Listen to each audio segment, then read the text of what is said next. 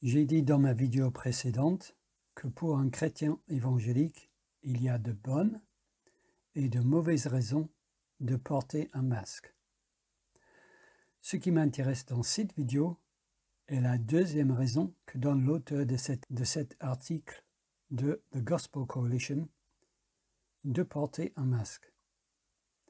En tant que chrétien, doit-on porter un masque? The Gospel Coalition dit que oui. Et la raison qu'il donne est que ça fait partie de l'amour de son prochain. Si tu aimes ton prochain, tu porteras un masque. Donc, aime ton prochain, porte ton masque. C'est une obligation morale, apparemment. Je voudrais donc répondre à la question, en tant que chrétien, a-t-on une obligation morale de porter un masque par amour de son prochain? Et je pense que les mêmes argumentations pour le port du masque seront bientôt utilisées par ces mêmes personnes pour prouver aux chrétiens qu'il faut se faire vacciner. Aime ton prochain, porte ton masque deviendra bientôt aime ton prochain, fais-toi vacciner. Donc mes argumentations contre l'obligation morale de porter un masque pourront aussi être utilisées contre l'obligation morale de se faire vacciner. Car les principes bibliques que je vais utiliser dans cette vidéo n'auront pas changé d'ici là. L'article argumente qu'on doit porter un masque parce que porter un masque, c'est aimer son prochain et un chrétien doit aimer son prochain. Car en le portant, on montre qu'on ne veut pas le contaminer. C'est donc un acte de bienveillance envers lui.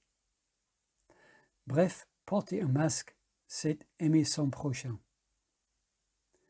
Cette argumentation est plus grave que la première, car elle ressemble beaucoup à l'enseignement des pharisiens. Je pose plusieurs questions pour voir plus clair.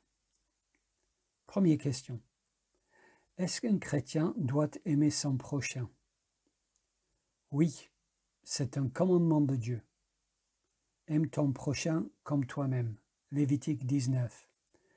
Et le commandement est répété dans le Nouveau Testament. Aimer son prochain est une obligation morale pour un chrétien. Deuxième question. Alors, comment est-ce qu'on aime son prochain? On aime son prochain en observant la loi de Dieu. Nous le savons car Jésus nous dit que tout l'Ancien Testament se résume en ces deux commandements. Aimer Dieu et aimer son prochain. Matthieu 22, verset 37 dit « Jésus lui répondit, « Tu aimeras le Seigneur ton Dieu de tout ton cœur, de toute ton âme et de toute ta pensée. » C'est le premier et le plus grand commandement. Et voici le second, qui lui est semblable. Tu aimeras ton prochain comme toi-même. De ces deux commandements dépendent toute la loi et les prophètes. De ces deux commandements, aimer Dieu et aimer ton prochain, dépendent toute la loi et les prophètes. Et ici, la loi et les prophètes désignent ce que nous appelons l'Ancien Testament. La version Sommer traduit le verset 40 ainsi.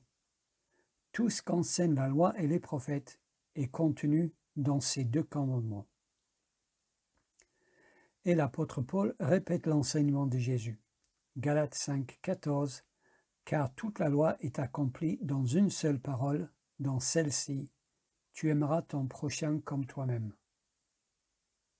Donc, si j'aime Dieu et si j'aime mon prochain, selon Jésus, j'observe la loi et les prophètes. Et donc, inversement, il faut observer sa loi si on veut aimer Dieu, et il faut observer la loi si on veut aimer son prochain. Si j'aime Dieu et si j'aime mon prochain, selon Jésus, j'observe la loi et les prophètes. Et donc, inversement, il faut observer sa loi si on veut aimer Dieu, et il faut observer la loi si on veut aimer son prochain. Bien sûr, nous ne sommes pas Israël. et nous avons aussi la loi de Christ. Mais le principe demeure. Pour aimer son prochain, il faut obéir à Jésus. Il faut suivre la Bible. Et inversement, si on suit les commandements de Jésus, on aime son prochain. Donc, puisque cela est vrai, ma question suivante est, et là je la pose à l'auteur de cet article, où est-ce que la Bible nous enseigne qu'il faut porter un masque? Est-ce que le commandement de porter un masque se trouve dans l'Ancien Testament? La réponse est non. Est-ce que, dans ce cas-là, le commandement de porter un masque se trouve dans le Nouveau Testament? Là encore, la réponse est non. Ce commandement n'existe pas dans la Bible. D'ailleurs, l'auteur de l'article le reconnaît. Je le cite. « Lorsque je regarde les Écritures, je ne vois pas de commandement concernant les masques, bien sûr, mais je vois une invitation à faire au moins 4 choses. Nous sommes d'accord, la Bible ne nous ordonne pas de porter un masque. J'ai donc une dernière question. Nous, protestants, croyons que la loi peut nous fournir des principes universels. Nous ne sommes pas Israël et nous ne sommes pas sous la loi de Moïse, mais nous croyons que la loi peut nous fournir des principes universels. C'est la position protestante historique, comme exprimée dans la Confession de foi baptiste de Londres de 1689, chapitre 19, la loi de Dieu. Je cite. « Dieu leur a donné, à Israël, Dieu leur a donné aussi diverses lois judiciaires qui ont expiré en même temps que le peuple juif cessait d'être un État. Ces lois n'ont plus aucune obligation de nos jours, leur équité générale étant d'un usage moral seulement. Leur équité générale étant d'un usage moral seulement. Ce que la Confession appelle l'équité générale de la loi, j'appelle le principe universel de la loi. C'est la même chose. Comme nous avons vu dans ma dernière vidéo sur l'exemple de la lèpre. On ne demande plus aux prêtres de venir constater la lèpre, mais l'idée de confiner un malade contagieux est un principe universel de la loi de Dieu que nous voulons garder. Et c'est là que le protestant note que le principe universel de la loi n'est pas de confiner toute la nation, mais uniquement les malades. Les gouvernements occidentaux auraient dû lire leur Bible et lui obéir.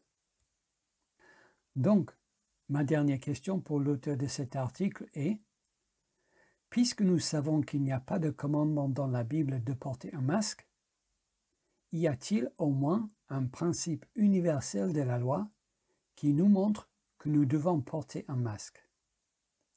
Je suis d'accord avec l'auteur de l'article qu'il n'y a pas de commandement concernant les masques, ni dans l'Ancien, ni dans le Nouveau Testament, mais y a-t-il un principe universel de la loi qui nous montre que nous devons porter un masque? Il semblerait que l'auteur en voit un, car il dit « Lorsque je regarde les Écritures, je ne vois pas de commandement concernant les masques, bien sûr, mais je vois une invitation à faire au moins 4 choses. Je vois une invitation à faire au moins 4 choses. Dont une des choses est d'aimer son prochain. »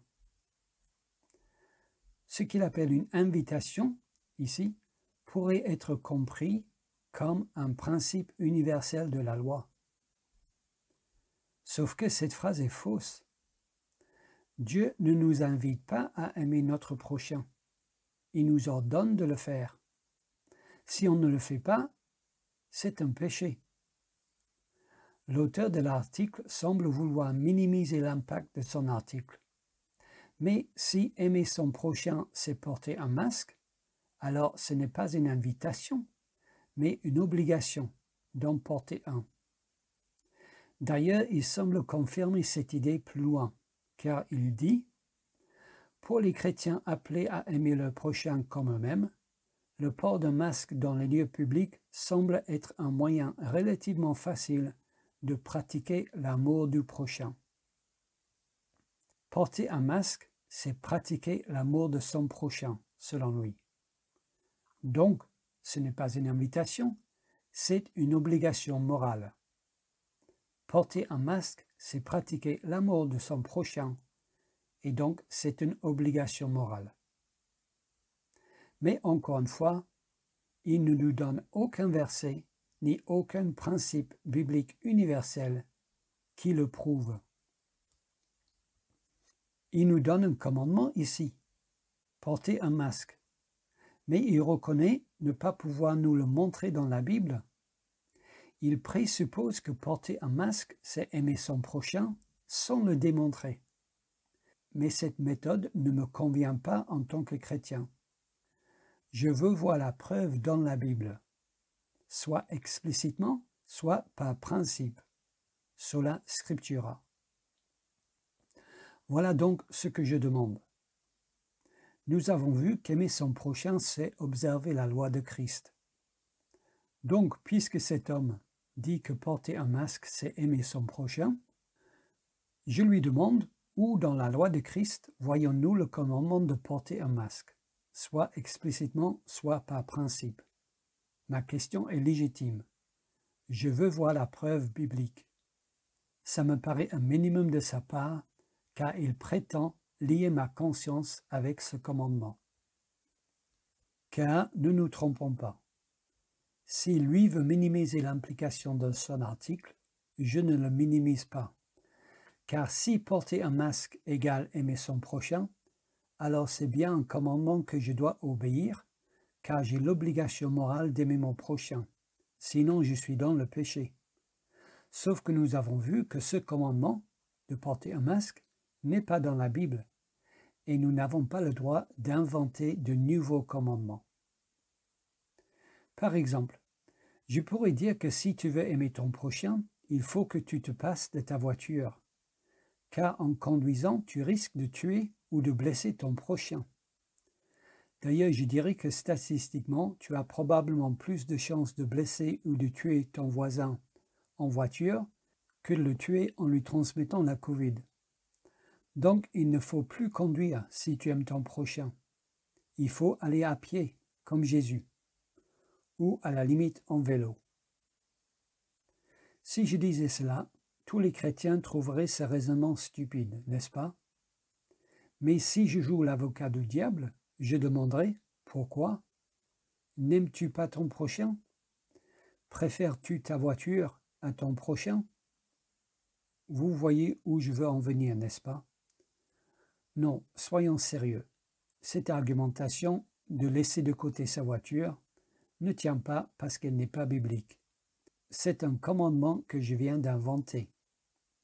Je ne peux fournir aucun commandement ou aucun principe biblique préventif qui enseigne que s'il y a le moindre risque quelconque que je pourrais nuire à la santé de mon prochain, alors j'ai l'obligation morale de changer radicalement ma façon de vivre. Et ce qui est vrai pour la voiture est aussi vrai pour le masque. Donc si Dieu n'exige pas d'un chrétien qu'il porte un masque, cela signifie que cet auteur impose aux chrétiens un commandement que Dieu ne leur impose pas. Mais nous avons des exemples de ce comportement dans la Bible. Les pharisiens aussi imposaient aux croyants des commandements que Dieu ne leur imposait pas. Et Jésus les critique sévèrement pour cela. Nous devons être très prudents avant d'imposer de nouveaux commandements aux chrétiens. Porter un masque est un nouveau commandement, car il ne se trouve pas dans la Bible, ni explicitement, ni par principe. Je dois dire que franchement, cet article ressemble beaucoup à de la manipulation. Cet auteur croit qu'on doit porter un masque, et donc il cite un commandement biblique, aime ton prochain, et il essaie d'associer ce commandement et le port du masque. Ainsi, il espère convaincre les chrétiens qu'en portant un masque, ils sont convaincus d'obéir au commandement de Dieu. Son argumentation est ceci. Si vous faites A, alors vous faites B. Or, la Bible vous ordonne de faire B. Donc, faites A. Oui, cela ressemble beaucoup à de la manipulation, que ce soit fait sciemment ou pas. Je ne voudrais pas être à la place de l'auteur de cet article. Lier les consciences des chrétiens dans un domaine où Dieu ne les lie pas est un grand péché.